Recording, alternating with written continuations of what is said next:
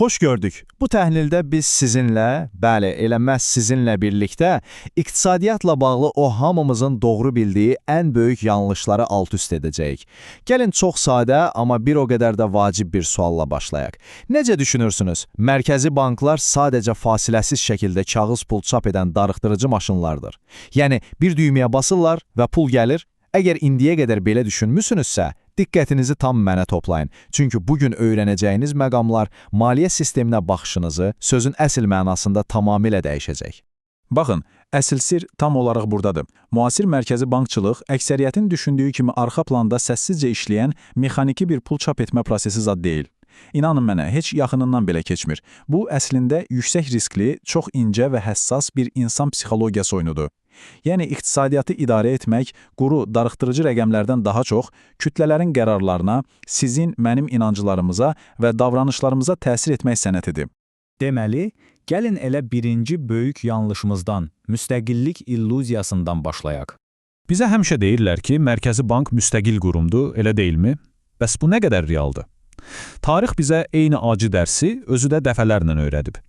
Nə vaxt ki, siyasətçilər seçki ərəfəsində biraz xal qazanmaq, populyarlıqlarını artırmaq və ya o bitib tükanmayan büdcə kəsirlərini qapatmaq üçün Mərkəzi Bankdan sadəcə öz şəxsi pul printeri kimi istifadə edirlər, bax onda bunun sonu istisnasız olaraq fəlakətlə bitir. Dəhşətli bir hiperinflyasiya bombası partlayır. Qısası, bugünün xırda siyasi qələbələri sabahın böyük iqtisadi çöküşünə zəmanət verir. Və bu bizi birbaşa çox həlledici, sözün əsl mənasında bomba bir suala aparır. Deyirik ki, Mərkəzi Bank tam müstəqil olmalıdır, siyasətçilər onu alətə çevirməsin. Yaxşı. Bəs o zaman xalqın səs verib seçmədiyi, adını belə bilmədiyimiz bir qrup texnokratın isti ofislərində oturub faizləri qaldırması, kreditləri bahalaşdırması, işsizliyi artırması və hətta yüzlərlə biznesin bağlamasına səbəb olacaq qərarlar verməsi necə? Bu nə dərəcədə ədalətlidir? Görürsünüzmü? Mütləq müstəqilliklə demokratik nəzarət arasında həmişə kəskin bir uçurum, qəribə bir gərginlik var. Bu da bizi gətirir ikinci əsas məsələyə, nəzarət illüziyasına. İndi isə gəlin pərdəni arxaya çəkək və iqtisadiyyatımızda pulu əslində həqiqətən kimin yaratdığına baxaq. Hazır olun, çünki bu universitetdə öyrəndiklərinizi tamamilə alt-üst edəcək. Klassik dərsliklər nə deyir? Deyir ki, banklar əvvəlcə əmanət toplayır, sonra isə həmin pulu kredit kimi başqasına verir. Amma reallıq, müasir reallıq bundan tamamilə fərqlidir. Kommersiya bankları kiməsə kredit verdikləri anda, bəli, elə o saniyə, havadan, faktiki olaraq yoxdan pul yaradırlar. Yəni, iqtisadiyyatdakı pulun mütləq əksəriyyətini mərkəzi banklar yox, elə o hər gün yanından keçdiyimiz adi banklar yaradır. Qəribədir, elə deyilmi? Onda belə bir sual yaranır. Əgər pulun böyük hissəsini kommersiya bankları yaradırsa, bəs Mərkəzi Bank nəyə baxır? Əsl həlledici məqamda elə budur. 1980-ci illərdən etibarən Mərkəzi banklar bazardakı pulun miqdarını saymaq, ölçmək kimi qeyri-mümkün mənasız cəhdlərdən bir dəfəlik əl çəkiblər. Bunun əvəzinə onlar bugün faiz dəhlizi adlanan bir sistemlə sadəcə və sadəcə pulun qiymətinə müdaxilə edirlər. Yəni, onlar artıq bazardakı əskinosları saymırlar, birbaşa rəqəmlərin psixologiyası ilə bizim pulla olan rəftarımızda oynayırlar. Buradan da keçirik üçüncü, daha dərin məsələyə, psixoloji silaha. Bilirsiniz, pulun hərəkət mexanikasından daha təhlükəli bir şey varsa, o da ünsiyyətin adi sözlərin necə bir silaha çevrilməsidir. Bayaq dediyim kimi, Mərkəzi Bankın etdiyi ən vacib iş aparatları işə salıb pul çap etmək deyil. Təsəvvür edin, Mərkəzi Bank rəhbəri mikrofon qarşısına keçir, salonda ölüm sükutu yoranır, o qısa bir duruş edir və tək bir cümlə söylüyor. Və o tək bir cümlə saniyələr içində dolları bahalaşdırır, nəhəng fond bazarını yerlə yeksan edir və ya bütöv bir ölkədə panika yaradır. İnanılmazdır. Danışığın və kütlə psixologiyasının özü elə atılan real addımlar qədər, bəlkə də daha çox vacibdir. Və dördüncü bölmə sabitlik tələsi. Bəs, görəsən ölkələr iqtisadi reallıqları qəbul etməyə əvəzinə hər şeyi, həqiqətən hər şeyi süni şəkildə sabit saxlamağa çalışanda nə baş verir? Bax, bu iqtisadiyyatda məşhur, imkansız üçlük dediyimiz o böyük paradoksu yaradır. Qayda əslində çox sadədir. Sərbəst kapital axını, sabit məzənnə və müstəqil pul siyasəti. Siz bu üç hədəfin hamısına eyni anda sahib ola bilməzsiniz. Mümkün deyil. Valyutanızı dollara qarşı sabit saxlamaq istəyirsiniz, o zaman buyurun. Faizləri özünüz müəyyən etmək hüququnuzdan imtina edin. Dövlətlər hər zaman bu amansız üç bucağın iti küncləri arasında sıxışıb qalırlar. Tarixi qısa bir nəzər salsaq, ölkələrin bu barədəki eksperimentlərinin bəzən böyük uğurlarla, amma çox vaxt necə fəlakətli çökmələrlə nəticələndiyini görərik. Məsələn, yadınızda salın 1997-ci il Asiya böhranını.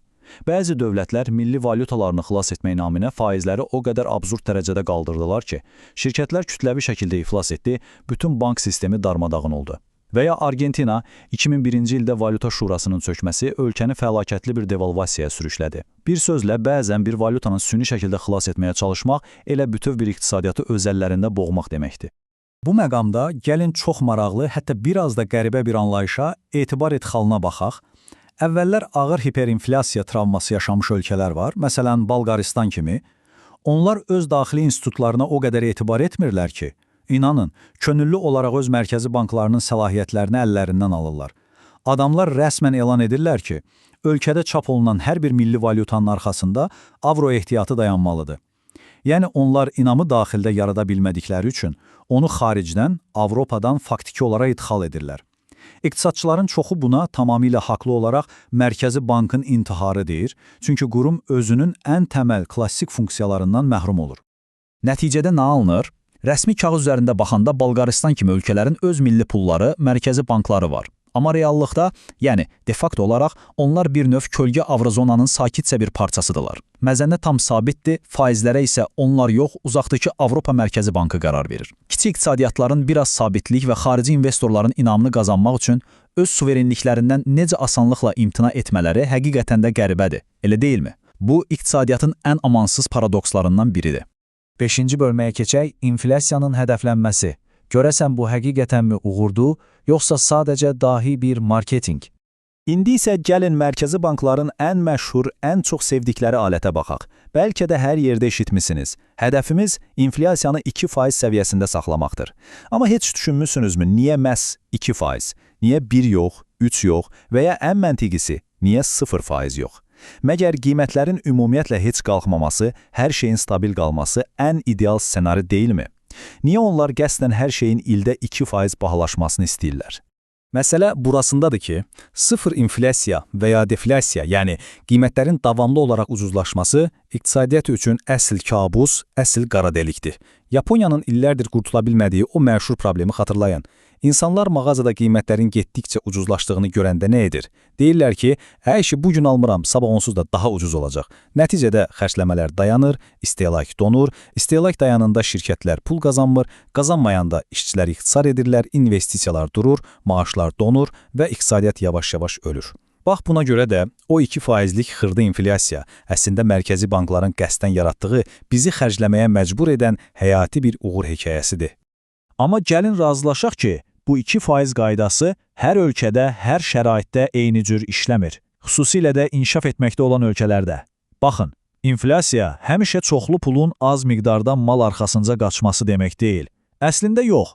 Bəzən bu, ölkənin birbaşa idxaldan asılı olması və ya sadəcə olaraq tarlada ərzaq qıtlığı ilə bağlı olur. Təsəvvür edin, quraqlıqdır, məhsul yoxdur, buna görə də bazarda qiymətlər kəskin qalxır. Mərkəzi bank isə dərslikdəki klassik qaydanı işə salır, faizləri artırır. Bəs bir anlıq düşünək, bankda kreditlərin bahalaşması, yəni pulun qiymətinin qalxması, birdən-birə tarlada daha çox pomidor yetişdirəcəkmi və ya xarici bazardakı neftin qiymətini salacaqmı? Təbii ki, yox. Bəzi dərin struktur problemləri qarşısında Mərkəzi Bankın o ən güclü, ən kəsərli silahı belə tamamilə faydasız qalır. Və nəhayət 6-cı ən həlledici bölmə. Ən böyük qorxu, etibar itkisi. İndi isə gəlin iqtisadi sistemimizin ən böyük, üzərinə ən az danışılan tabusunu açaq. Bilirsiniz, çox adam böhranların mənbəyini həmişə o Wall Streetdəki açgöz bankerlərdə axtarır. Bəs əgər bizi qorumalı olan sistemin məhz özü, bəli, elə mərkəzi bankların özü əsl səbəbkardırsa, 2008-ci il böhranından sonra ən qızğın müzakirə olunan məsələ məhz bu idi. Mərkəzi bankların iqtisadiyyatı canlandırmaq üçün faizləri illərlə süni şəkildə ucuz saxlaması, bəs o devasa aktiv köpüklərini yaratmadımı? Deməli, bəzən bizi xilas etməli olan qurum əslində elə gələcək böhranın əsas memarı ola bilir. Və bu bizi məsələnin düz təməlində dayanan o şok edici reallıqla üz-üzə qoyur. Hazırda cibinizdəki pul qabınıza və ya bank hesabınızdakı rəqəmlərə bir baxın. Həqiqətən düşünürsünüz ki, onların arxasında, Mərkəzi Bankın zirzəmisində sandıqlar dolusu qızıl və ya arxada işləyən mürəkkəb, qırılmaz riyazi alqoritmlər var. Xeyr, qətiyyən yox. Müasir fiat pul sistemi o qədər kövrək, o qədər zərif bir kağızdandır ki, o sadəcə bu 4 dənə sütunla ayaqda qalır. Sizin ona olan inamınız, dövlətin gücü, qanunların məcburiyyəti və o pulla vergi ödəyə bilməyiniz və salam, başqa heç nə. Əgər o kollektiv inam, yəni kütlənin psixologiyası bir gün çökərsə, inanın mənə, heç bir mərkəzi bankın trilyonları sizi o hiperinflyasiyadan və ya kütləvi bank qaçışından xilas edə bilməz. Deməli, biz yavaş-yavaş böyük mənzərəyə, yekun nəticəyə gəlirik. Arxa planda hansısa sehirli sirlər yoxdur. Ekranda gördüyümüz, kitablarda oxuduğumuz bütün bu mürəkkəb iqtisadi terminologiyanın arxasında əslində çox sadə bir şey, insan psixologiyası dayanır. Mərkəzi banklar əslində o kütləvi sehirbaz illüziyasını qoruyub saxlayan güc mərkəzləridir. Onların əsas funksiyası heç də kompüterdə sadəcə faiz dərəcəsini aşağı-yuxarı çəkmək deyil. Onların əsl, bəlkə də yeganə işi bizim beynimizdəki o qorxuları sakitləşdirmək, panikanı əngəlləmək və bizi gələcəyin həmişə stabil olacağına dair o böyük, inandırıcı hekayəyə inandırmaqdır. Buna görə də bugünkü təhlilimizi məhz belə bir provokativ, düşündürücü sualla yekunlaşdırmaq istəyirəm. Özünüz düşünün. Əgər mərkəzi bankların bütün bu nəhəng, sarsılmaz görünən arxitekturası əslində sadəcə inam və sözlər üzərində qurulubsa, sizcə pul həqiqətən əlimizdə tutduğumuz maddi, real bir obyektdir, yoxsa sadəcə olaraq hamımızın oynamağa səssizcə razılaşdığı nəhəng, qlobal bir təxəyyül oyunudur? Bu sualın üzərində mütləq biraz düşünün, növbəti təhlillərdə görüşənədək hələlik.